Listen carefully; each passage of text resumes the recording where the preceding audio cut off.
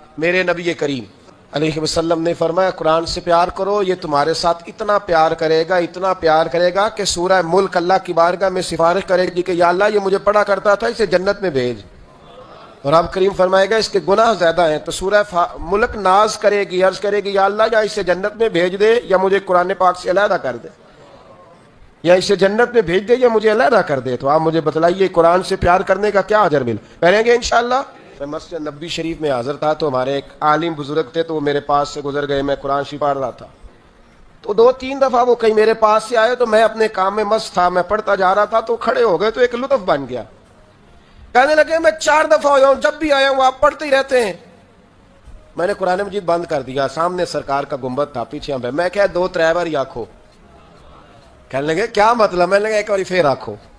کہنے میں جدوں آیا تسی قرآن شریف، میں کہا ایڈا چنگا نہیں جی، پر اتنے گواہی ذرا نوٹ ہو رہی ہے اور میرا دل کر رہا ہے۔ ایک دفعہ پھر کہنے لگے میں جتنی دفعہ بھی آیا ہوں آپ قرآن پاک ہی پڑھ رہے تھے۔ میں کہا بڑا ہی مینوں مزہ آ رہا ہے، ایک بار ہی پھر آکھیا جی، اور 2-4 دفعہ کہا، تو میں نے کہا قائم رہنا اس پہ، یہ 4-5 لوگوں نے سن لیا ہے اور سامنے میرے مصطفیٰ کا روزہ ہے۔ یہ بڑی سعادت ہے نا کہ کوئی یہ کہہ دے، یہ گواہی دے دے کہ قیامت میں اللہ میں نے دیکھا ہے اسے یہ قرآن پاک پڑھتا تھا۔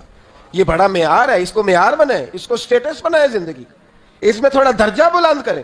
میرے بھائی قرآن پاک ایک روح کا رشتہ ہے قرآن پاک کے ساتھ، اس کو ذرا بنائیں، اس کو ذرا سجائیں۔ حضرت امام شافعی کی بات کر رہا تھا تو ایک بات اور یاد آ گئی، فرماتے ہیں میرے علاقے کا ایک نوجوان تھا، عالم فاضل نہیں تھا پر نیک بڑا تھا، میرے ساتھ حج کرنے آ گیا اور مجھے وہاں جا کے پتا چلا وہ بھی آیا ہوا ہے۔ فرماتے ہیں وہ حج میں بڑی کوشش کرتا اس سے ملنے کی، تو کہتا حضور کیا حج میں باتیں کرنی، رب رب نہ کریں، احرام باندھا ہوا ہے بعد میں بات کریں گے۔ فرماتے ہیں موقع ہی نہ دیتا، جوان تھا بڑا پرہیزگار۔ فرماتے ہیں وہ جب بھی دعا کے لیے ہاتھ اٹھاتا تو کہتا یا اللہ مجھے قبر میں بھی نماز کی اور قرآن کی توفیق دینا۔ کہاں؟ مولا علی ایک دن آ کے کھڑے ہو گئے، عرض کرنے لگے یا رسول اللہ جنت میں نماز بھی ہوگی کہ نہیں؟ تو حضور نے فرمایا علی نماز کی جگہ تو یہ ہے، وہاں تو اجر ملے گا نماز کا۔ تو عرض کرنے لگے کہ حضور جہاں نماز نہیں نہ ہوتی علی کو مزہ کوئی نہیں آتا دن گزارنے کا، نماز ملے گی نا وہاں۔ کہاں جی؟ اللہ ہی خیر کرے، میں نے بیان ہی بڑا مشکل شروع کر دیا آج۔ جنت میں نماز کی تلاش۔ تو امام شافعی فرماتے ہیں کہ وہ دعا مانگ رہا تھا یا اللہ قبر میں بھی توفیق دینا، اور میرے قابو نہیں آتا تھا، میں بڑی کوشش کرتا ذرا بیٹھے کو بات چیت کروں پر وہ نکل جاتا اور اپنی عبادت میں لگ جاتا۔ فرمانے لگے ایک دن وہ حتیم کے پاس بیٹھ کے قرآن پاک پڑھ رہا تھا، میں 2-3 دفعہ گزرا تو پڑھ ہی رہا تھا، میں نے کہا آج قابو آ گیا ہے۔ میں اس کے پیچھے بیٹھ گیا اور میرے دل میں خیال تھا کہ جتنا بھی آج پڑھے گا نا میں نے اسے 2-4 باتیں کر کے ہی جانا ہے۔ آپ فرماتے ہیں میرے دل میں خیال آیا، اس نے قرآن مجید سمیٹا اور میری طرف دیکھ کے کہنے لگا حضور میں بھی آپ کا انتظار کر رہا تھا، آج میرا بھی دل تھا آپ سے ملنے۔ کہتے میں خوش ہو گیا، لیکن اس نے کمال کر دی، جیب سے چند دینار نکالے اور کہنے لگا حضور آج ظہر کی نماز کے بعد نا میرا انتقال ہو جائے گا، تو یہ نا پیسے رکھ لیں، کفن خرید کے نا تو میرا جنازہ پڑھ کے تو یہاں جنت المعلا میں دفن کر دینا۔ امام صاحب کہتے ہیں میں اگلے لفظ کہنے لگا تھا کہ مجھ پہ سختہ آ گیا، کہنے لگا حضور مہربانی کر دیں کہ آپ میرے علاقے کے، تو میں چھپ کر گیا۔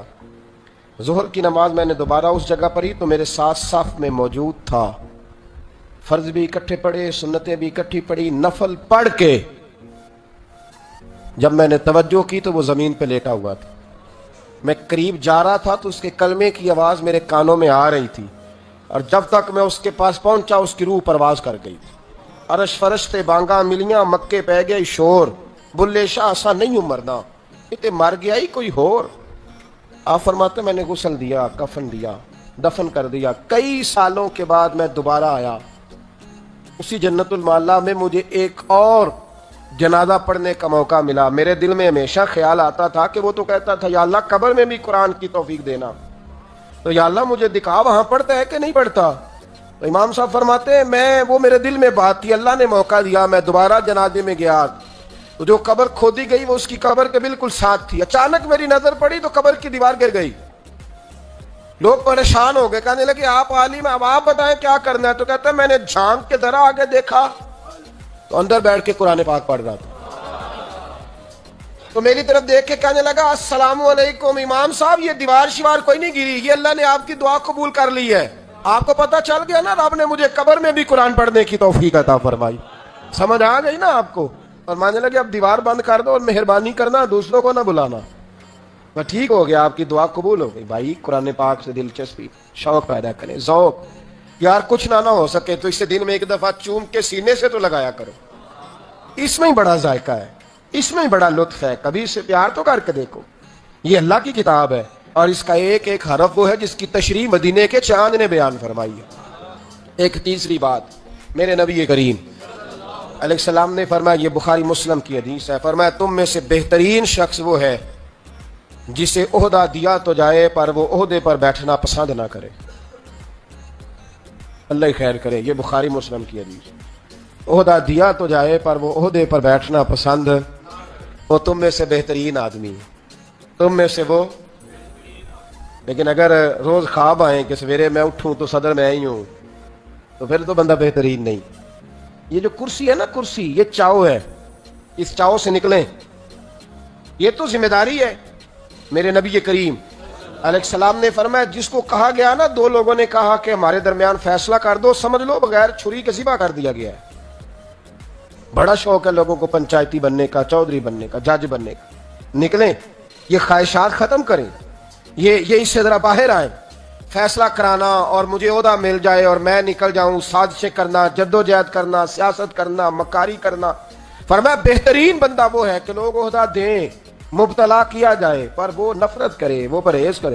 حضرت عمر فاروق نے نا حضرت ابو ہریرہ رضی اللہ تعالیٰ عنہ کو بلایا, تو جناب فاروق اعظم رضی اللہ تعالیٰ عنہ بلا کے فرمانے لگے, ابو ہریرہ میرا دل کرتا ہے میں تمہیں فلاں صوبے کا گورنر بنا دوں.